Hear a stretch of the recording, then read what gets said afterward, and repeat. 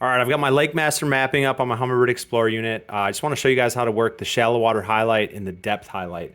So a nice little shortcut button right up here. It's going to bring up your depth highlight options. You can just turn them off, turn them on. I usually have mine on because I like to run my shallow water highlight.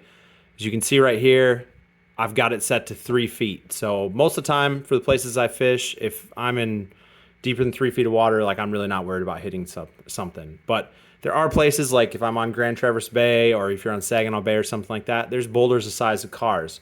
So places like that, you might want to bump your depth or shallow water highlight up to, I don't know, 5, 6, 7 feet. And so what that's going to do is it's basically going to make this red, which is the color I have selected for my shallow water highlight all of those depth ranges. So it's going to show me, hey man, that might be a danger area. Stay away from it, whatever. So we're going to change it back to 3 feet because that's what I like. And then down here, something I do use quite often, especially if I'm on fisheries where I might be fishing deeper, is my depth highlight.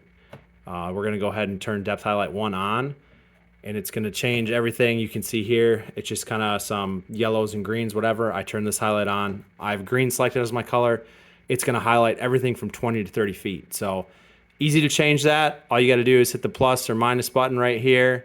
It's going to change where your highlight is, and you can highlight up to 4 depths at the same time. So I can click all these on.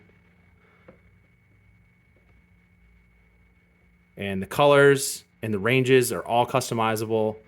It's sort of simpler just to have 1 or 2 depth highlighted, but I really do use this quite a bit with my Lakemaster mapping. If, you know, all of a sudden I'm catching fish in an unfamiliar fishery in like 20 to 25 feet, and maybe it's I want to find more of a flat spot versus a sharp break, you hit that depth highlight on, and all of a sudden it's going to pop green all those places that you might want to be, and you're going to be able to find them a lot faster. So it's a nifty little tool, something I definitely recommend. The shallow water highlight for safety, and then your depth highlights just for fishing productivity. So good luck with that.